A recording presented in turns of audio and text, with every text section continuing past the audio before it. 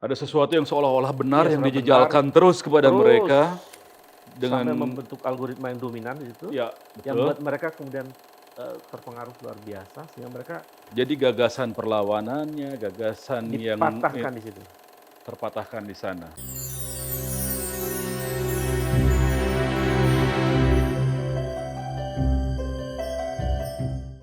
Sobat Forum masih di Menolak Lupa, saya Hardi Hermawan masih bersama dengan Dr. Ubaidillah Badrun, masih membahas tentang relevansi angkatan muda di hari-hari ini. Tadi dikatakan memang ada problem dalam menyebarkan ide-ide progresif ke kalangan mahasiswa secara umum. Ya. Problemnya di mana? Mereka adalah Beban kuliah tadi itu? generasi ya, selain beban kuliah, mereka kan, ini ya, apa, natif digital lah, Hmm, yang melek ke digital dan ya. mereka terjebak dalam algoritma digital yang luar biasa. Ada informasi yang mereka konsumsi dan informasi yang mereka konsumsi itu banyak yang, eee, oleh mungkin kalau saya meminjam teorinya Jim Bedelat disebut sebagai simulacrum. Ya, Jadi ada hyper reality yang ada sesuatu yang seolah-olah benar ya yang sudah benar, dijejalkan terus kepada terus mereka dengan sampai membentuk algoritma yang dominan di situ, ya, yang betul. buat mereka kemudian, terpengaruh luar biasa sehingga mereka Jadi gagasan perlawanannya, gagasan yang dipatahkan di situ. terpatahkan di sana. Makanya kemudian anak-anak Gen Z ini melakukan satu konsolidasi yang Mmm, mereka memutus mata rantai itu. Sampai kemudian terjadi pada peristiwa 2019 itu. oke. Sampai kemudian tahun 2020 ketika Omnibus Law, mereka masih bersama Mmm, buruh. Terakhir kemarin 9 tahun Jokowi juga masih melakukan upaya perlawanan, tetapi mhm, memang tidak semasif seperti sebelum-sebelumnya. 2019. Dan itu energi yang besar menurut saya. Iya, iya. Bertahan melakukan satu agenda-agenda aksi pembelaan pada demokrasi, pada konstitusi, sampai 2019 sampai sekarang. Mmm, Masih terus kan sekarang ketua BEM juga masih sama. Narasinya masih narasi perlawanan. Jadi artinya saya masih menghargai, masih menghormati bahwa ada mahasiswa yang masih punya pikiran besar tentang republik ini, yang tidak menyerah dengan keadaan. Apakah kemudian mereka akan mampu memimpin langkah-langkah besar untuk melakukan perubahan? Saya tidak tahu. Tapi saya sebagai akademisi menangkap pikiran penting dari mahasiswa bahwa mereka masih merespon persoalan sekarang.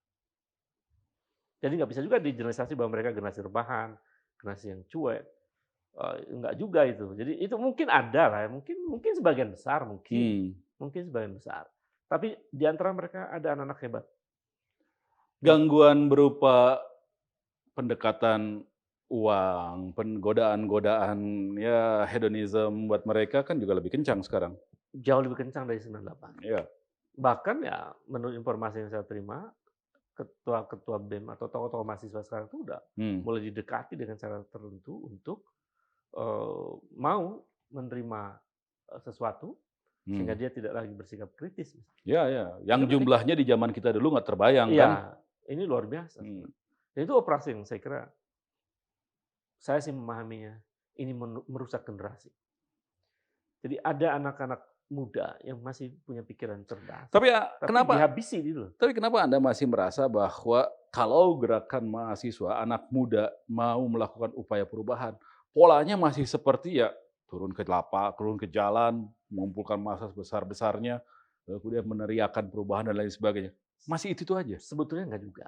Ya. Jadi saya menulis satu artikel penting, judulnya Episode Perlawanan Generasi Z. Heeh. Dari analisis saya itu berbasis pada riset ya, menemukan bahwa mereka melakukan perlawanan tidak hanya dengan pola-pola demonstrasi sebetulnya, Mmm. tapi juga mereka bekerja melalui media digital. Nah itu Mereka dia. di medsos, Mmm. mereka buat tagar, lalu mereka saling, terus itu mengkampanyekan perlawanan-perlawanan itu. Jadi sebenarnya mereka sudah berbagai cara Ya, untuk ya, melakukan ya. gerakan itu. Jadi tidak tidak juga, turun semata-mata turun ke jalan. Meskipun pada akhirnya perlu juga. Meskipun pada ujungnya, karena mereka ternyata tidak cukup dengan Iya media dong. sosial, Di mereka Mesir turun ke juga kan jalan. tadinya main tweet main tweet Iya, main tweet, lalu betul. kemudian muncul di Tahrir Square kan? Betul betul. Oke. Pada akhirnya itu. Nah, apakah sekarang akan memungkinkan itu terjadi? Ya, saya sih masih melihat mungkin akan terjadi. Sepanjang kekuasaan mempertontonkan ketidakadilan, Mhm. mempertontonkan wajah yang tidak seperti, seharusnya Ya. konstitusi, praktek yang koruptif, kekuasaannya dan seterusnya. Sepanjang itu pula, saya masih meyakini akan banyak orang-orang yang berteriak untuk membela kepentingan rakyat banyak. Dengan media sosial Dengan terutama, berbagai cara. dengan berbagai cara. Mungkin karena caranya lebih mudah pakai media sosial, mungkin itu semacam kanal ya. Ya, itu Kenal dia. orang marah di media sosial. Tapi kan lama-lama kalau kemudian dia Tapi kan lama-lama bisa energinya habis di situ. bisa, lama-lama bisa habis karena merasa sudah tersalurkan ya Sudah kan. tersalurkan, sudah Ah. tersampaikan, kemudian direspon juga sedikit banyak, ada tweet war dan lain Iya, sebagainya. Capek di situ, selesai. selesai. Tapi dalam proses itu memungkinkan dia terkoneksi dengan Tapi emang situasi yang sekarang ini, apakah memang sudah cukup untuk menekan mereka sedemikian rupa sehingga kemudian muncul perlawanannya? sudah waktunya. Karena terlalu, saya lihat praktek kekuasaan sekarang terlalu vulgar untuk mempertontonkan nepotisme misalnya, Ya. mempertontonkan praktek koruptif dan wajah demokrasi yang mungkin juga amoral. Bagaimana mungkin seseorang yang mantan koruptor bisa menjadi calon legislatif misalnya, mantan koruptor bisa menjadi kepala daerah. Jadi sekarang ini menurut saya ada semacam proses akumulasi dari kekecewaan publik Oke. yang ditangkap oleh mahasiswa. Bahwa mereka sudah berteriak tahun 2019, tahun 2020, 2021, sampai sekarang ternyata tidak ada perubahan signifikan yang dilakukan oleh elit kekuasaan. Jadi Sudah menyajikan anak muda jadi kandidat, sudah memberi kesempatan anak muda memimpin partai. Tapi kan kita mesti tahu bahwa mereka yang mengklaim diri sebagai ketua partai paling muda, Iya. cawapres paling muda, itu menggunakan cara-cara yang jorok dan buruk. Ini kan persoalan cara. Jadi cara yang dipertontonkan, misalnya, kalau kita kuliti ya. Ya tapi kan kalau di masyarakat cara-cara kayak gitu juga biasa mereka temukan sehari-hari.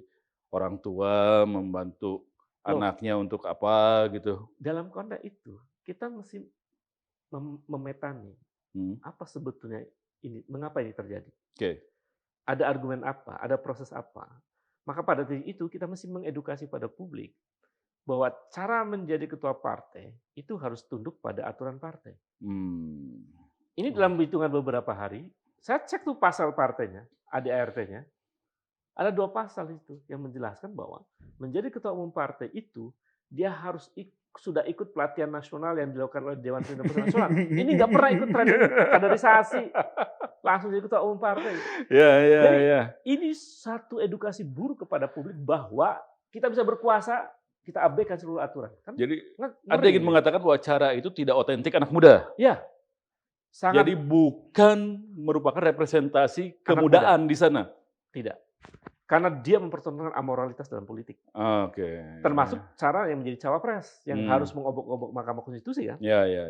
Itu luar biasa. Ini contoh paling buruk di dalam sejarah politik Indonesia. Karena itu terjadi menjelang pemilu. Tapi kan mestinya kalau emang kayak gitu ya anak mudanya tersinggung gitu loh, atau kemudian juga menyuarakan sesuatu yang lebih kencang bahwa, no, itu bukan cara kami. Ya, saya kira mahasiswa sudah bersuara. Di Jakarta, di Jogja, di Sulawesi, semua bersuara. Tetapi kan kita melihat bahwa suara-suara mereka tidak didengar. Ya pasti nggak didengar lah, setiap tahun, setiap angkatan juga begitu ya, kan kita. Artinya, ini bukan persoalan tidak bersuara. Ya. Anak muda sudah bersuara, bahkan mereka membuat satu narasi yang penting, bahwa kami muak dengan praktek kekuasaan yang sangat nepotis, mengabaikan hal etik di dalam proses politik. Ya.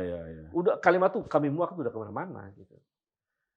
Jadi artinya saya mau mengatakan bahwa mereka yang mengklaim anak-anak muda masuk arena politik hari ini, mereka bukan representasi anak muda yang sebenarnya. Karena mereka bukan lahir dari proses demokrasi yang baik. Emang sedemokratis gitu anak muda kita? Loh, kan proses yang bagaimana kita bisa mengukur sebuah proses demokratis dan sesuai dengan aturan? Kan harus lihat aturan main demokrasi dong. Oke. Demokrasi mesti menempatkan konstitusi atau dalam bahasa lain disebut dengan Rechtsstaat, bukan Marktstaat. Negara ini bukan negara kekuasaan, tapi negara hukum. Maka hukum apa yang mengatur pemilu? Ikuti itu. Nah, realitasnya yang terjadi anak muda ini, itu kan tidak mengikuti aturan itu. Bahkan aturannya diobok-obok demi kepentingannya. Ini kan rusak, Mas. Jadi sama dengan mengajarkan bahwa untuk bisa berkuasa kita bisa mengabaikan seluruh undang-undang, bahkan konstitusi itu taruh aja di tong sampah itu. Kan ini parah. Ini lo bernegara seperti apa seperti ini? Ini uncivilized. Iya, iya. Ini Padahal nggak, yang biasanya kayak gitu melakukan biasanya orang-orang tua ya. iya, ini nggak beradab sejak muda, ngaco, bahaya nih. Kalau mereka menang, Saya meyakini akan ada sesuatu yang membuat mereka dihukum oleh publik. Saya meyakini. Anda nggak yakin kalau mereka menang lalu kemudian tampil menjadi pemerintahan yang baik, tampil menjadi pemerintahan yang demokratis, tampil menjadi pemerintahan yang aspiratif terhadap anak muda? Untuk bisa menampilkan pemerintahan semacam itu Nah, memerlukan dukungan politik. Oke, ada bisa diatur. enggak. Dukungan politik itu pada akhirnya akan membangun trust publik. Hmm. Saya melihat orang yang tadi kita sebutkan atau kita analisis itu, dia tidak mampu membangun kepercayaan publik, bahkan publik internasional. Saya meyakini ini, Mas Heri, jadi saya kira kita bisa nanti saksikan, kan ada satu riset yang menarik, bahwa negara bisa mengalami angka pertumbuhan ekonomi tinggi ketika ada investasi yang Ya, banjir. ya, ya, ya. Dan mereka bisa investasi itu kalau pemerintahnya mampu menampilkan pemerintahan yang Terpercaya. terpercaya. Hmm. Tapi kalau korup, tidak menampilkan good Tapi governance, kalau menang kan artinya terpercaya. oh no, kita lihat dulu. Menang itu, apakah itu Kan adalah, suara rakyat. belum tentu suara rakyat sebenarnya. Karena pemilu kita tahun lalu ada 15.000 pelanggaran. Artinya,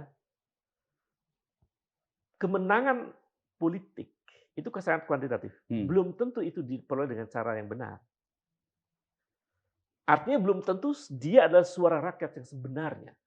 Karena pemilu kita masih bisa diotak-atik oleh tangan-tangan jahat di dalam proses pemilu. Kan itu yang terjadi. Jadi Anda ingin mengatakan kalaupun mereka menang, itu bukan didasarkan pada suara rakyat sebenarnya? Iya. Mau kita preteli misalnya, berapa persen mereka akan menang?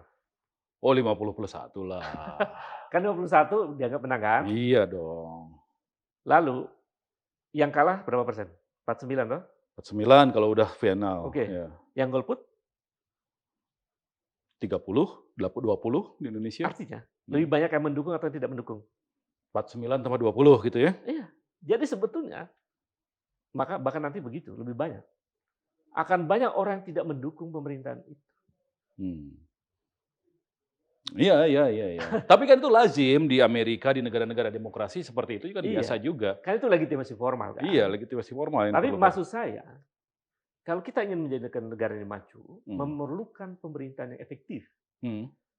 Pemerintahan efektif itu minim gangguan-gangguan politik, dan dia bekerja untuk mencapai tujuan dengan mudah.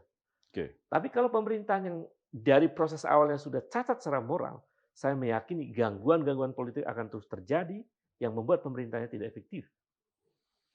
Dan kita menjadi lamban untuk mengalami kemajuan.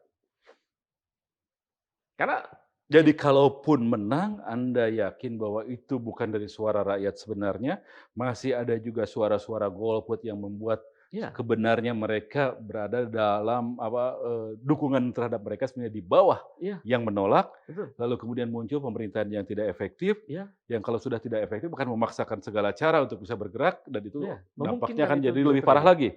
Karena ya dia tidak efektif bekerja, mau apa lagi diharapkan pada pemerintahan tidak efektif bekerja itu. Oke, sebelum itu semua terjadi, kita akan bahas apa yang sebaiknya dilakukan, tapi itu di segmen break. Bahkan mereka dalam barisan kekuasaan.